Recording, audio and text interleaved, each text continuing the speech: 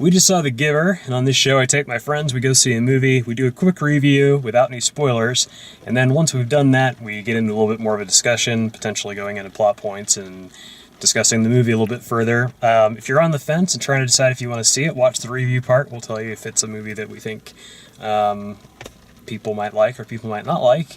And if you have seen the movie and or don't care to see the movie, you can watch the discussion part because we will talk about more of what we thought and potentially give away plot spoilers and things like that. So I haven't read the book that this is based on, but the impression I got before seeing the movie was that people were kind of worried that the movie wasn't going to live up to the book or be very good. I can't speak to how close of an adaptation it is or how successful of an adaptation it is, but as a movie it works really well. It's very concise. It tells the story it wants to tell very quickly.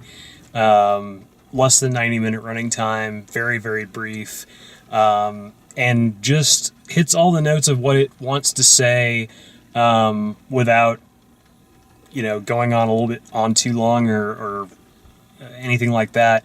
I would say pretty much anyone would enjoy this movie. It's got kind of a It's a Wonderful Life kind of a vibe to it. A little bit of that sort of thing going on. It does have a very similar plot to lots and lots of sci-fi movies. Equilibrium, definitely. Even before I watched the movie, that kind of seemed like kind of the direction that it was going. But it's not as heavy-handed about it, and it's also not as adult as something like that is. It's very much a all-ages kind of story. So I really enjoyed it, and I would recommend it. So what'd you guys think? I actually really liked it. It was very well done. It did so without being preachy. Mm-hmm. It was like, here's this. Do with it what you will. I thought the acting was great. Nobody over the top. Very, understated. It was just really well done. Pacing was. Nothing seemed to linger. It was just very bam, bam, bam. Yeah, it just kept it over. It was really good. I would recommend it wholeheartedly. I loved it. I would go see it again. Yeah, cool. Yeah, same here. I agree with the previous points. It did remind me of other movies before, and I don't know the book, but definitely the movie in terms of Equilibrium for sure. Even a little shade of The Matrix, in the sense that there's this sterile world, and one person has some kind of Gnostic knowledge that they can reveal to everyone, and that kind of stuff. It reminded me a lot of a movie called The Bothersome Man. I think it might be Norwegian or something. Kind of similar in some sense, but this movie's very well produced. It is paced very well, and it's kind of a good date movie, I think, in terms of who you would recommend it to. It's definitely kind of a good weekend movie. It would be a great date movie, and there is a bit of a love story, but don't worry, it doesn't get too far into that. It's not like a teen romance movie. There's too much interesting stuff going on for it just to be that. And so yeah, it's definitely a wide open audience, young, old, whatever. It's a good story, and it's a very well executed film. I like how they hit all of their points. Like they get their message across, but they don't just hammer it home. Mm-hmm. It's just kind of like I said, it's there.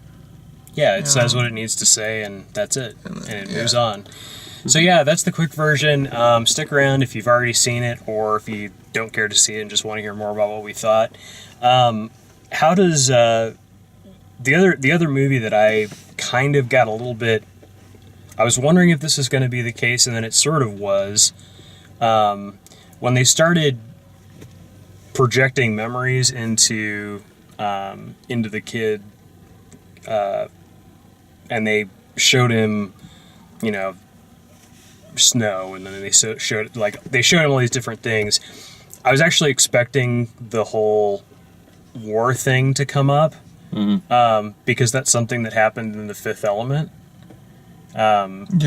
Where she's like, I don't remember if she's reading the internet or something like that, but she's going through an encyclopedia, and she gets to war, and she has like second thoughts about saving Yeah, the bad the human stuff. race because of all the terrible stuff we do to each other.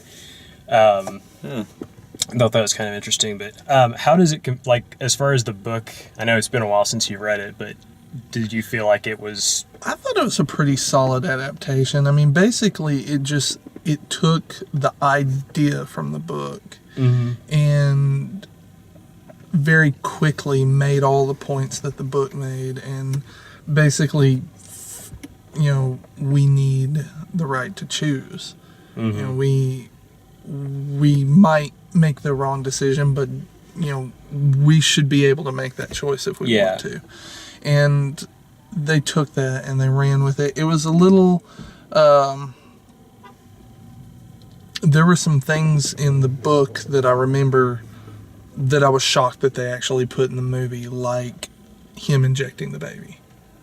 Like that's a part in the book, and that was brutal, and they put it in the movie. I was completely blown away by that. You typically don't see children die on screen in America. You just don't. Yeah. And to see it handled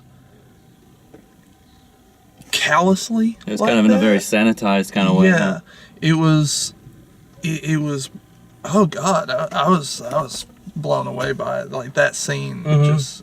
So in the book, the main character is closer to like 12 or something, right? Yeah, So- like 13, 14, somewhere in there.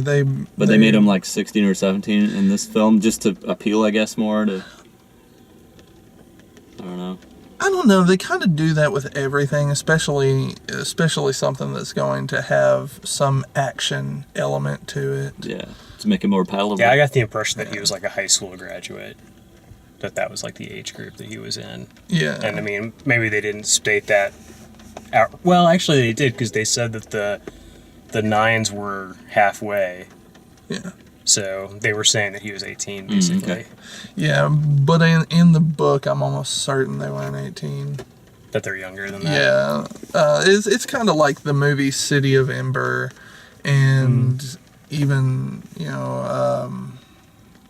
gosh, I can't think of the other one. Yeah. but City of Ember is a good reference. They raised the age there because Golden Compass was the other one I was thinking of. So that- Because they were kids in that one, and you can't relate to a child. Yeah. It's really hard to. Yeah, children can, but the adults they can't relate to children anymore. They'll come closer to relating with a teen. Yeah. I felt like they really did a good job with the story, with getting it across quickly. I was worried before I saw it because it looked like it was going to be really heavy-handed, and that turned out to be that, because they've sort of taken emotion away from everyone, that most of the people are sort of acting in that way that you get used to when you watch the movie, but like when you see it in a trailer, it just looks like, they're being deadly serious about everything. Yeah. But I did like that they didn't go the total robot route with things. Like, it was more speech patterns than it was, like, completely taking away emotion from everyone. Did either of you, when you saw the trailers, immediately harken back to Pleasantville? Yeah, I thought the of that. lack with- of color, especially and how then they communicated the color. Yeah. Yeah, the knowledge and the memories started Yeah. bringing color Yeah. to the world. I thought that because of that, they were going to be really heavy-handed with this is what's right. Which this is I what's thought they got wrong, the and balance they didn't. nice. I thought it was going to be the stereotypical living in a sterile world. If only you had the kind of human nature, passion, all that kind of stuff, and then life would be better. But it's like, but no, it wouldn't. You've got the war thing too, and you got like this shitty stuff about human nature. So I thought they balanced that well, where there's no real like bad guys. It's like the elders are doing what they thought was right, which was to take the bad stuff away from human nature, but unfortunately you have to take away a lot of the good stuff as well. So they kind of live these drugged up, nice people lives, and they show that in black and white. And that's not a bad thing, because when you realize like all the crap stuff that's been because of human nature, it's like you can see why it's almost sympathetic to why they did that. But also there's wrong stuff to that as well. I mean, they're euthanizing babies for Well, crying out loud. and- So it's balancing that, But to be clear, they euthanize a baby. Like, they make it Just the it's that one baby. That's all that happens in what you actually see. The implications of what they're doing are there, that it's greater than that. Yeah. But like you were saying, like that's the most powerful scene in the movie, and they make that scene that way on purpose. It's very callous. And I hated how abrupt it ended. And I remember it ending kind of abruptly in the book, but I wanted to see the range of motion that the Alexander Skarsgård character has, because he is going to immediately realize he has killed hundreds of babies and probably hundreds of elderly too, and that's going to hit him like a ton of bricks. Right. And I kind of wanted to see that, and which that's where this either gets a sequel or it becomes a 3-hour movie. Like those are the decisions. But I really like that they did this movie so that it doesn't, like, if they never made another sequel or anything, this movie is completely complete. You know, it was great. It's got a beginning, a middle, and an end. So quick. Yeah. I actually, if I were to nitpick one thing that sort of bothered me about it, was that when they were doing the thing where, like, the first half or so of the movie is in black and white, I felt like they were shooting too dark for black and white to really work. Like, it was hard to, like, see what was going on in some of those scenes, because they were obviously, like, shooting in color and then, changing it to black and white in post. So it really, like, the movie overall came out of dark, and it might have just been We were our at an projector. angle that might have affected a bit. That might have been part of it, but I just felt like it was really, like, black in the black and white scenes. The very final scene of the movie, Which was a memory, huh? Yeah. Or it was based on... it was based on a memory, which opened up a million questions. One, how did that house get electricity? Two, who's living in the house? Three, if Jeff Bridges had been past the house, he'd pass the memory barrier. Why didn't the memories return before? But he did say it might have been an echo of a memory or something like that. He didn't know for sure if there was people in there. It might have been an echo of his... He was still processing all those Those weren't memories. all literally his memories.